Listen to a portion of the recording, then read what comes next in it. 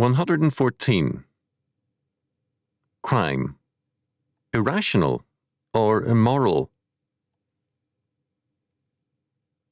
Biblical law allows no room for a plea very dear to the heart of humanistic man, fallen man, namely, not guilty by reason of insanity.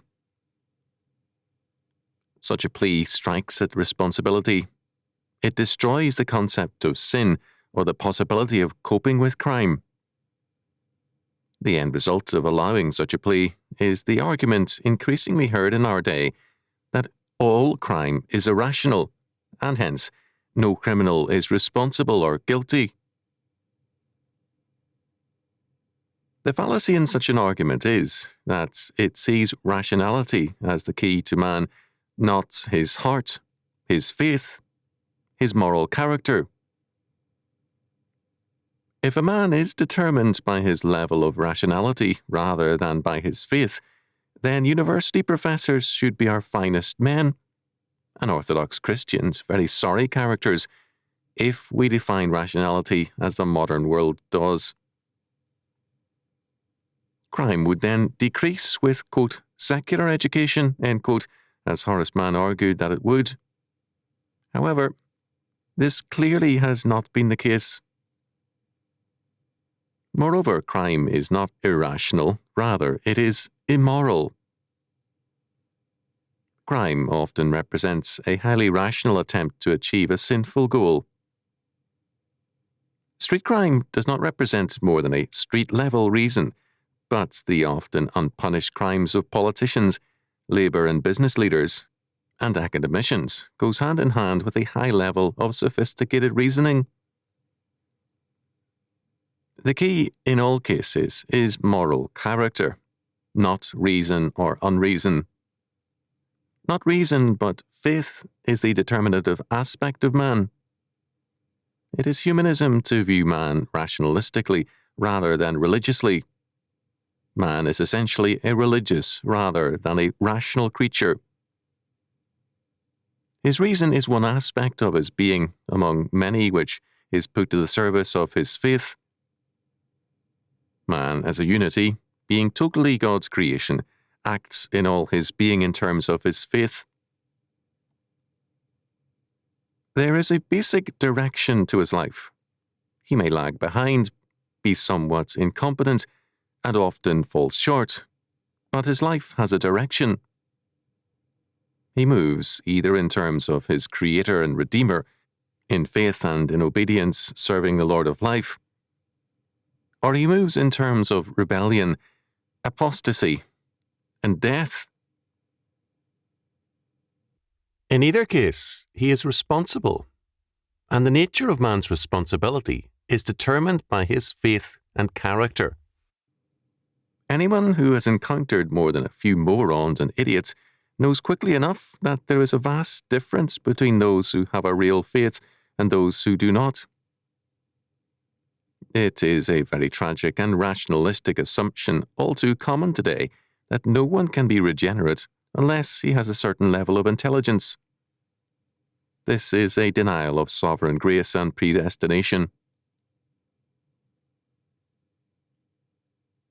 When we lessen moral responsibility by making sin and crime the products of rationality rather than a war against God and His law, we both destroy causality in the world and also develop a passivity towards evil.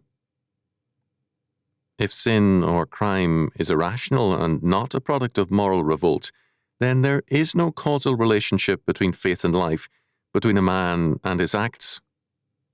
We become environmentalists. Then, too, we become resigned towards evils.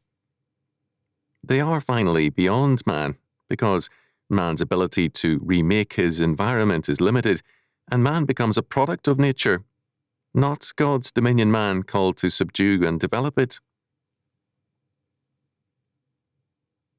When evil is transferred from man to the world, it means that evil is metaphysical, not moral. It means that evil is basic to the nature of reality, rather than a moral blight in the face of an essentially good reality. Genesis chapter 1, verse 31. If evil is metaphysical, then it follows, first, that life is evil. All things, either material or spiritual, or both, are either evil or an illusion and not good. Second, the necessary goal of life and religion then becomes deliverance from life and the world. Third, man must therefore seek the means of release. These three factors are the main elements of Hindu religious thought. Because Western thought has denied the biblical doctrine of man and religious responsibility, it has increasingly gravitated towards Hinduism and other Far Eastern religions of like character. The consequences of such a religious perspective are very far-reaching and are destructive of human initiative and activity. Hinduism produces passivity and resignation in the face of evil. Not involvement, but separation from life becomes the motive force. If evil be moral, it can be overcome. If metaphysical, it must be lived with. This note of passivity and withdrawal is very clear in the Bhagavad Gita, which is basic to any understanding of Hinduism. Krishna declared, "The truly wise grieve neither for the dead nor yet for the living, just as the brave man feareth neither death nor life. So doth the wise man avoid grief over either, though the half-wise grieve over either or both, according to mood and circumstance."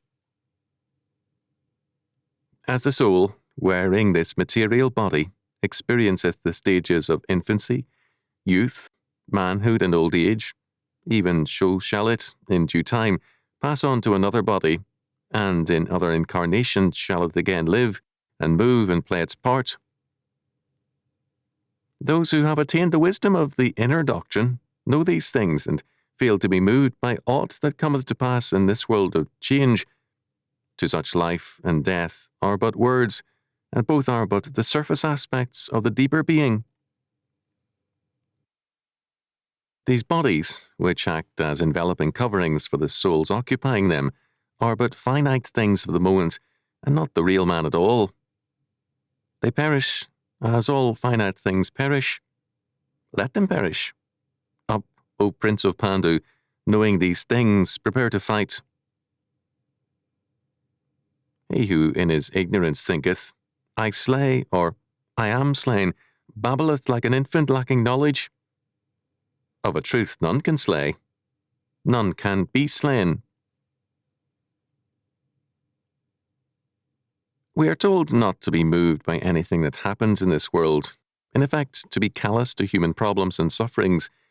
We are told that killing or being killed is a matter of indifference, because reality lies beyond time and matter.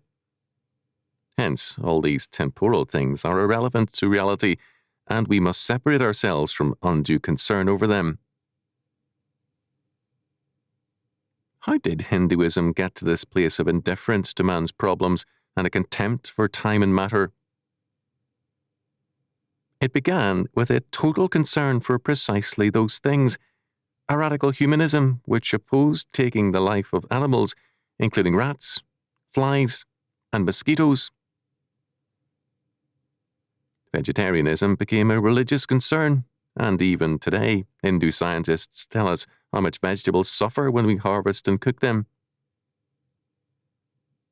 When morality is removed as the basic factor and replaced with metaphysics, all life becomes equally valid, equally prized, but also equally meaningless.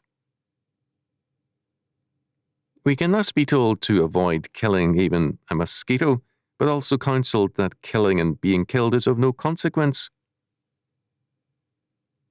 If all things are equal, then there is no standard nor criterion left, and all things then can go their hellish way without interference. We then have regard for rats, but no more regard for a lower caste or an outcast. Let all live, and be oblivious to all.